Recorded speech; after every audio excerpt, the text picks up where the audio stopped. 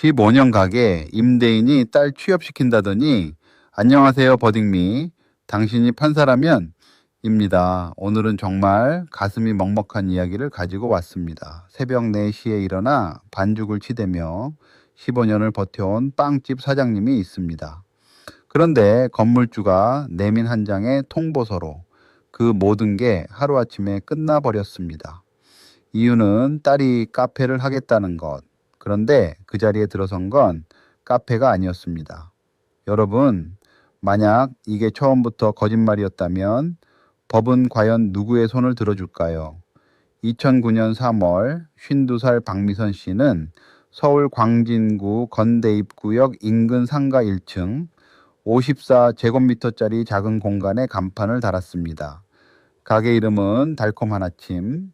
월세는 250만 원이었죠. 그녀는 매일 새벽 4시에 눈을 뜨고 반죽을 치대고 빵 굽는 냄새로 동네를 깨웠습니다. 단골 손님들은 그녀의 아이들이 자라는 모습을 지켜봤고 그녀는 손님들의 결혼과 출산을 함께 축하했습니다. 그냥 빵집이 아니었어요. 그 골목의 일부였던 거죠.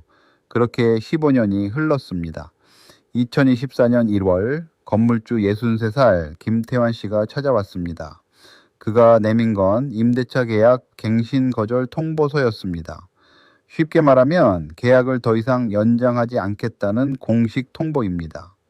이유란에는 이렇게 적혀 있었습니다. 임대인의 직계가족 딸 29살 김서연이 해당 점포에서 카페를 운영하고자 함.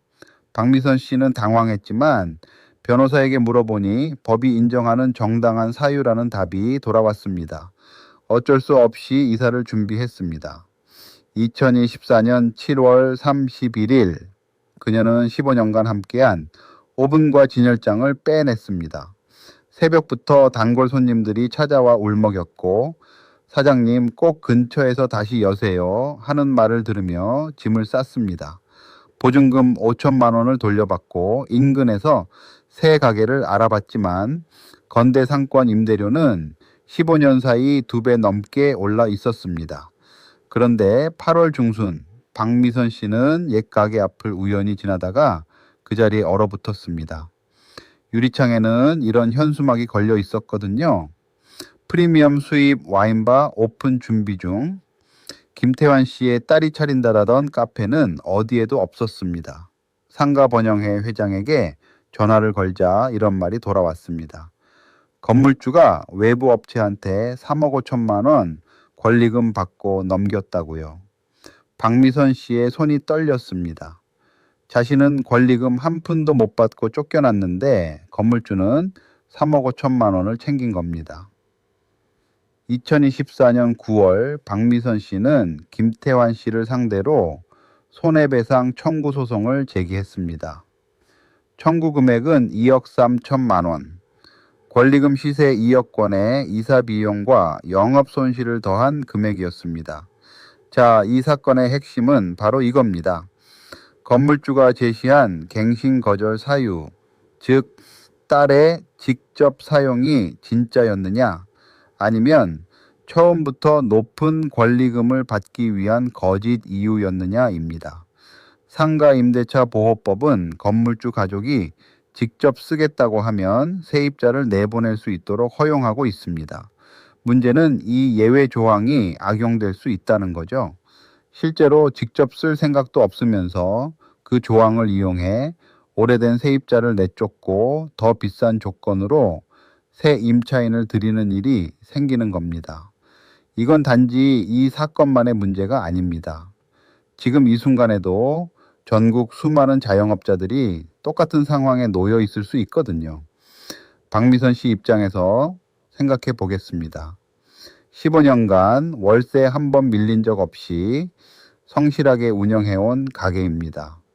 건물주 부인 상 때 조화도 보냈고 추석마다 빵 한 박스씩 챙겼죠. 그런데 갑작스럽게 쫓겨났고 정작 그 자리엔 전혀 다른 가게가 들어섰습니다. 게다가 법정에서 제출된 카카오톡 대화 내역은 충격적이었습니다. 갱신거절 통보를 한 게 1월 15일이었는데 그로부터 한 달도 안 된 2024년 2월에 김태환 씨가 부동산 중개업자에게 이런 메시지를 보냈습니다. 와인바 하겠다는 사람이 권리금 3억 준다는데 세입자 어떻게 내보내지? 이 메시지 하나가 모든 걸 말해주는 것 아닐까요? 딸의 창업 준비 흔적은 사업자 등록도, 인테리어 견적도, 식품위생교육 이수 기록도 단 하나도 없었습니다. 딸 김서연 씨는 법정에 출석조차 하지 않았고요. 반면 김태환 씨 측 주장도 들어보겠습니다. 갱신거절 당시에는 진짜로 딸이 카페를 하려 했는데 이후 개인 사정으로 계획이 바뀐 것뿐이라고 합니다.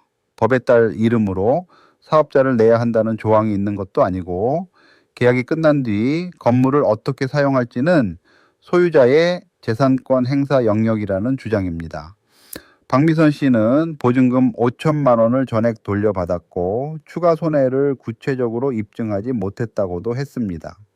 자유로운 재산권 행사를 무조건 불법으로 볼 수 있냐는 논리죠.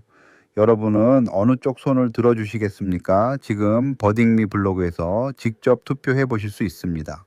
원고인 박미선 씨의 손을 들어주실 건지 피고인 김태환 씨의 주장이 맞다고 보실 건지 여러분의 판단을 남겨주세요.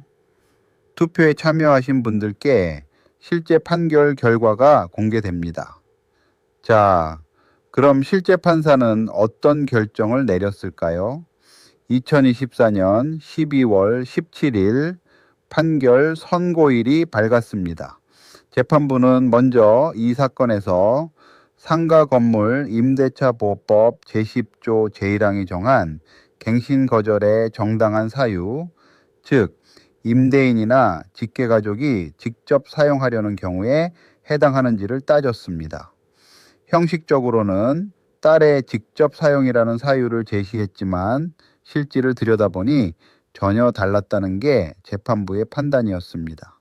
사업자 등록도 인테리어 견적도 메뉴 개발도 식품위생교육 이수 기록도 없었고 딸은 법정에 출석조차 하지 않았습니다. 갱신거절 통보 직후에 와인바 권리금 3억을 언급한 카카오톡 대화는 결정적인 증거가 됐습니다. 재판부는 이렇게 판시했습니다. 갱신거절의 정당한 사유는 객관적으로 입증되어야 하며 단순히 형식적 사유를 제시하는 것만으로는 부족하다고요. 더 나아가 상가임대차보호법 제10조 의사를 적용해 권리금 회수 기회 박탈 문제도 다뤘습니다. 15년의 영업으로 쌓인 단골, 명성, 신용 이것들이 바로 권리금의 실체인데 허위 사유로 갱신을 거절하고 제3자에게 고액 권리금을 받아 넘긴 것은 박미선 씨의 권리금 회수 기회를 정면으로 박탈한 행위라고 봤습니다. 다만 청구 금액 2억 3천만 원 전액은 인정하지 않았습니다. 권리금 산정에는 여러 변수가 있고 원고도 새로운 곳에서 영업을 재개할 수 있다는 점을 고려했습니다. 최종 인정 손해액은 1억 5천만 원, 원고 일부 승소입니다. 판결문 말미에 재판부는 이렇게 적었습니다. 임대인의 재산권도 중요하지만 임차인이 땀 흘려 일군 영업 기반 역시 법의 보호를 받아야 한다. 거짓 사유로 임차인을 내쫓고 사적 이익을 취하는 행위는 결코 용납될 수 없다. 15년 빵집 주인의 눈물이 헛되지 않았음을 법이 확인한 순간이었습니다. 이 판례가 우리 일상에 주는 교훈은 분명합니다. 건물주가 가족의 직접 사용을 이유로 갱신 거절 통보를 해온다면 무조건 받아들이기 전에 몇 가지를 꼭 확인하세요. 가족이 실제로 창업 준비를 하고 있는지, 사업자 등록이나 인테리어 계약 등 구체적인 움직임이 있는지 살펴보세요. 그리고 건물주와 주고받은 모든 대화, 문자, 카카오톡은 반드시 보관해 두세요. 이번 사건처럼 메시지 하나가 결정적 증거가 됩니다. 또한 계약 종료 후 그 자리에 다른 가게가 들어섰다면 즉시 사진과 영상으로 기록하고 법률 전문가와 상담하세요. 상가 임대차 보호법은 임차인 보호를 위해 만들어진 법입니다. 알아두면 반드시 도움이 됩니다. 당신이라면 어떤 판결을 내리셨을까요? 1억 5천만 원 충분한 배상이라고 보셨나요? 아니면 더 많이 받았어야 한다고 생각하셨나요? 여러분의 생각을 댓글로 남겨주시고 버딩미를 구독하고 주변에 공유해 주신다면 정말 큰 힘이 됩니다. 오늘도 함께 해주셔서 감사합니다. 다음 판례에서 만나요.